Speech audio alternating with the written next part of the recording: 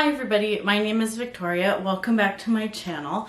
It's been a little while since I've done a proper sit-down video, but I have been reading, despite reading really slowly and kind of falling off the face of BookTube for a little bit. I'm trying to get back into it. It's been a rough fall, and I'm way behind on my Goodreads goals and challenges and all of that. I am reading just super slowly, which is fine. Sometimes you just don't have the time. Despite having the desire to read, there has not been the time. So, I nonetheless have read a little bit in the last few months, and so I want to talk about the 9 books that I've gotten through in the last few months or so. And let's just jump right into it. The first book that I want to talk about is Mansfield Park by Jane Austen. This book I was very excited to read. I felt like from what I had heard about it, I was really going to resonate with Fanny. Manny from Mansfield Park. That's hilarious. Fanny. I felt like I was going to really resonate with Fanny as a character. I had heard she was very like introverted and kind of like a quiet, strong type, which I agree with. I got all of that from the book. I really liked Fanny as a protagonist, and I just wanted more of her, but I felt like in this book, the focus is really on these idiots who surround her, and she just is surrounded by these just really kind of awful people, and I felt like everyone else was just very unlikable, at least on my first read through of this. I'm curious to see what I would think about if I give it another go in a few years and tried to read it again.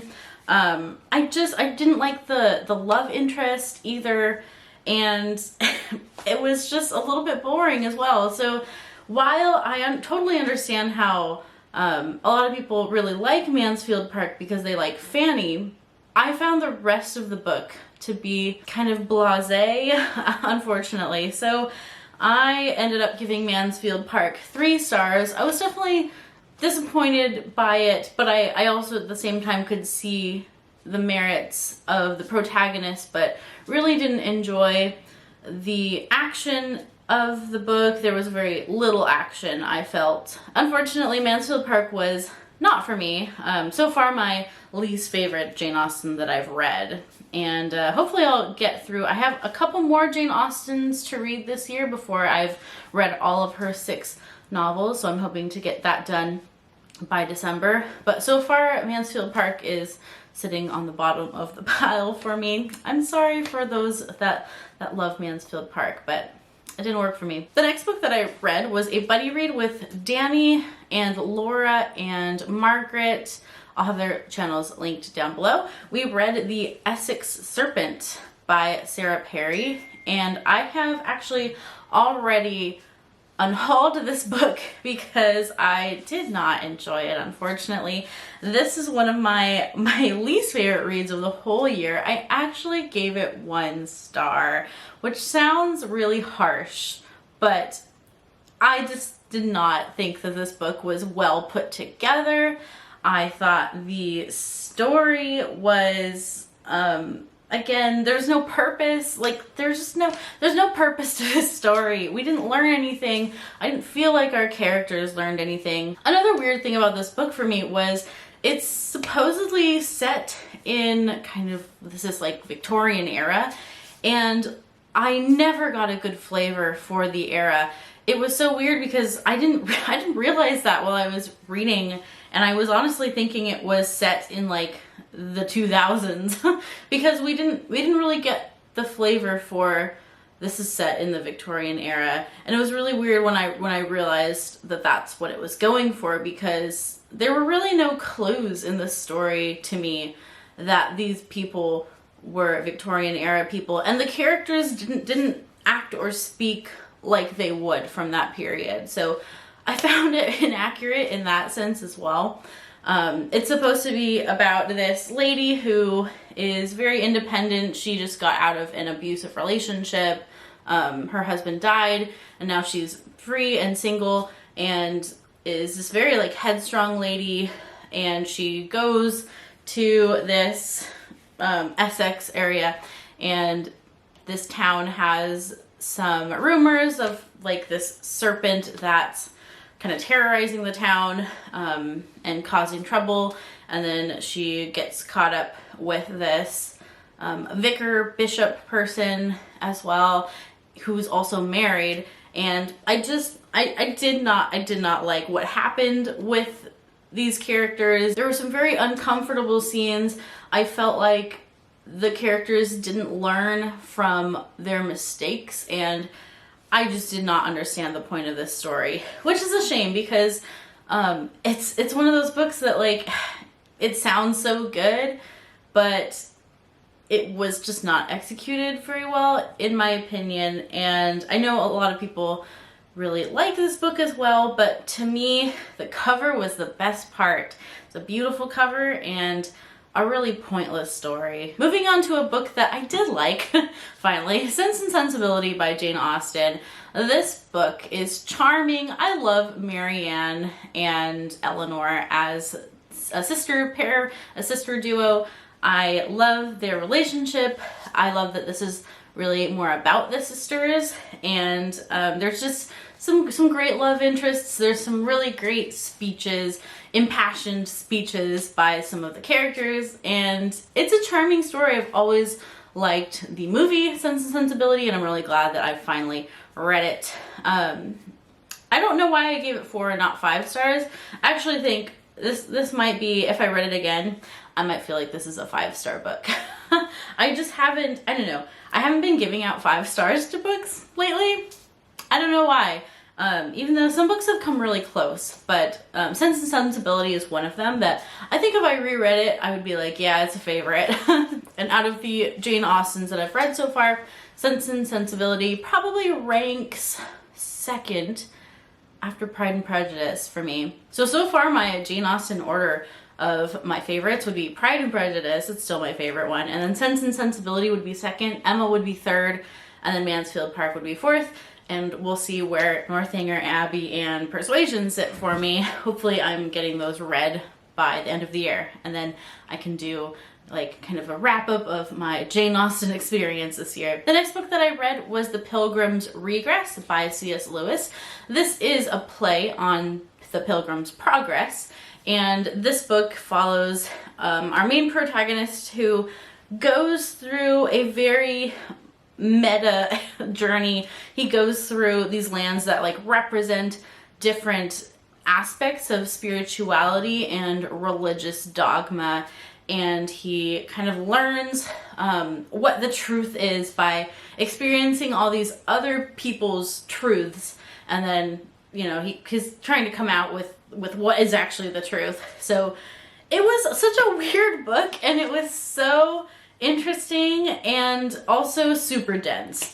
If you don't have background in theology in some way, this is a hard book to get through, and perhaps impossible. I feel like you wouldn't pick this up if you didn't have an interest in theology and you didn't understand like some of the different sects of Christianity. C.S. Lewis was very critical of different branches of Christianity. Not so critical, I shouldn't say the word critical, but he was very interested in how different sects interpreted the Bible, interpreted one scripture. And this book really explores that, and I really enjoyed it. I buddy read this kind of with David Wiley, even though I was way behind. He finished it way before I did. But I would love to reread this book. I need to get a physical copy. I would like a physical copy. I read this on ebook. And I would love to just like highlight and take notes in this book. It was that kind of a book. So yeah, if you're already a fan of C.S. Lewis, I would say go for it. If you've never read C.S. Lewis, do not start with this one. It's a terrible one to start with. I think it would turn you off to C.S. Lewis. This was his first book that he wrote after his conversion to Christianity, and it kind of shows. It's a little bit meandering in some ways. There's too much packed in sometimes, in my opinion. I think there was a little bit too much esoteric references. There's a lot of references to other philosophers, which if you don't know those philosophers, which I didn't know all of the philosophers and their backgrounds and like their ideas super well. So yeah, it was such an interesting book. Not my favorite C.S. Lewis by far, but really fascinating. So I gave the Pilgrims Regress 4 stars. The next book that I read was much more lighthearted than the previous one that I just talked about, and that was People We Meet on Vacation by Emily Henry. And I had really enjoyed Beach Read when I read it last year, maybe 2 years ago? Maybe 2 years ago. Whenever Beach Read came out, I read it the year it came out. I can't remember now if it was 2019 or 2020, but I really enjoyed Beach Read. It was a surprise 5-star book for me. I really enjoyed what it did. I enjoyed its themes. This one, I didn't end up loving as much. I still think she's so good at writing character relationships and dialogue. There were some kind of grating things. I felt like this was a little repetitive in some of the dialogue. This is about Alex and Poppy, and Alex and Poppy have been best friends for pretty much their whole lives. They've grown up in the same town, and they always go on vacation together every summer because Poppy is a travel blog writer, and so Alex kind of tags along with her, and they have these adventures in different countries.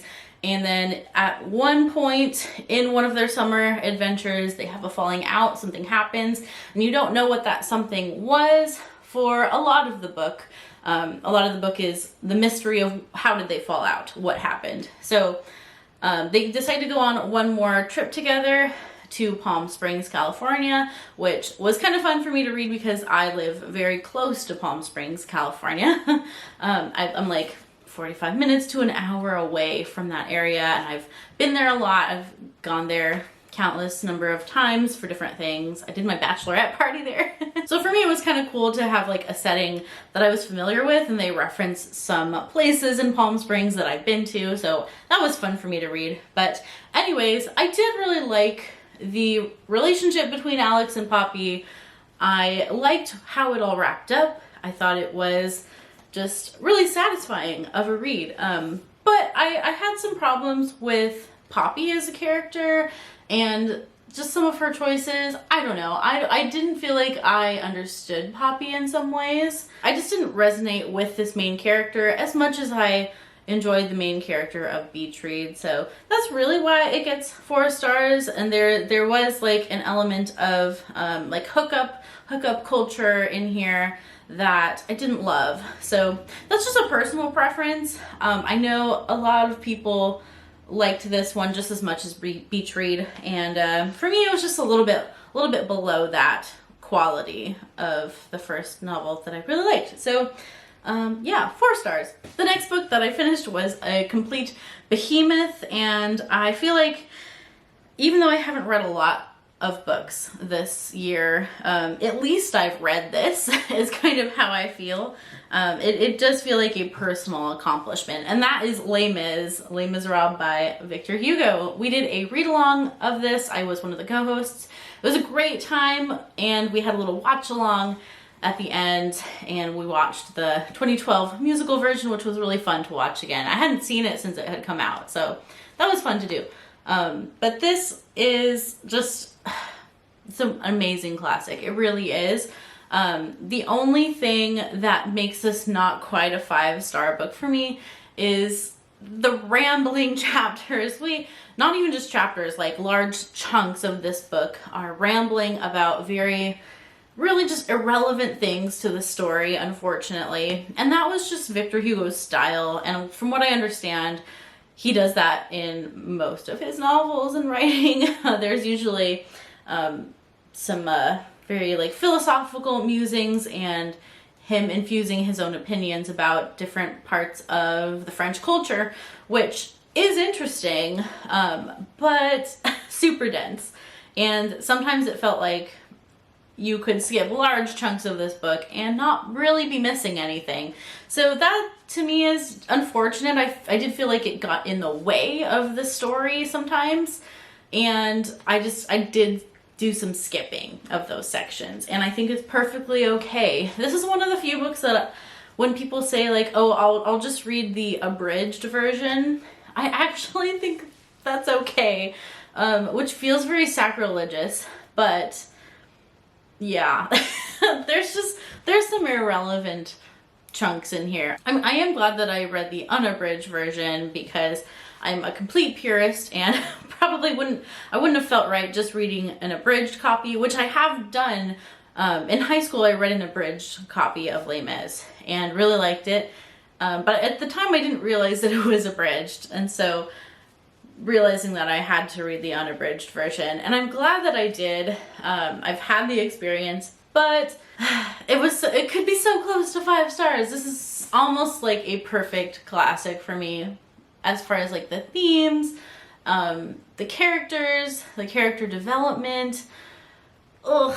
But just those rambly sections just brought it way down for me. So 4 stars on this cat classic. Not my favorite classic, but a really good, solid classic that I would recommend reading, with a little caveat of watch out. Don't let the rambly sections deter you from finishing the book. I know we did lose a few people along the way in the read-along, and I think that's really unfortunate because I think it's worth it. I think it's worth pushing through those things, but I know everyone has to do what they need to do. So we did have some DNFers along the way, but it's okay. No judgment at all. But I'm glad I pushed through. It is an amazing book and worth it, I think. The next book I read was also for a read-along that I was one of the co-hosts for, and that is Jurassic Park by Michael Crichton. I was very happy to have finally read this. It was such a fun romp. I don't have a lot of critiques on this one. I thought it really accomplished what it set out to do. I think just thinking about like the premise and the ideas in this book, they are so fun, and I don't want to say groundbreaking. I don't know if they're groundbreaking, but such a cool concept, and I really have to give this book props for that. I still like the movie more, as I've talked about a little bit in my musical analysis of the music from this movie. I talked a little bit about how the movie is still more magical for me than the book. This book is a little bit more about the dinosaurs and like the brutal dismembering and eating of the people. But nonetheless, this was very fun. I did enjoy the science bit. Sometimes I felt like it was a little info dumpy. That would be a criticism I had, especially through like the character of Ian Malcolm. Sometimes he would go on these long speeches and rants, and I felt like it was just kind of philosophical musings for a while that kind of took you away from the story slightly. But they were not like excessive, and I did find them interesting. But there is that, rather than like, there was a little bit of telling rather than showing, I think is what I'm trying to say. So in that way, the movie does better, because it does show more. It shows very well. And so yeah, that's just my 2 cents. I know some people, this is like one of their favorite books of all time, and I totally get it. I also thought the ending was a little odd. The ending of this book tried to start this other idea, and then the book ended, and it felt just weird in the pacing for me a little bit. So 4 stars, really glad I read it, was a fun time, was kind of the brain break that I needed after reading Les Mis. So very glad that I've read this now. It was lots of fun. The next book that I have to talk about was unfortunately a DNF for me, and that was The Invisible Life of Addie LaRue by V.E. Schwab. I tried to read this twice. On 2 different occasions, I picked it up, put it down, and then was like, no, I'm going to try to go back to it, restarted it, reread the beginning again, got a little farther, and then decided not to anymore. I think the writing style was really grating on me. She really goes for like this dramatic, like poetic style, kind of flowery, very like internal rhymey, and it was pretentious in actuality. At least that's how I read it. I read it as, it was super pretentious. It wasn't particularly artfully done as far as like, if you're gonna do that kind of poetic style, I just felt like it wasn't working. It wasn't working for me personally. Also the characters didn't work for me. Addie as a character, I did not understand her. I didn't understand her, like, I didn't feel like she had a good reason to do what she did that kind of like changed her life forever. I felt like, you know, she comes from a good family. She was just kind of a spoiled brat. Like she read to me as a little bit of a spoiled brat. I know I'm gonna get like raped in the comments because people love this book, but I just didn't. I didn't understand Addie. I thought it was overdone. The atmosphere of it, I just felt like I was being beat over the head with atmosphere, and nothing would happen either. Like there were just like sections where Addie's just like walking around Europe and just thinking.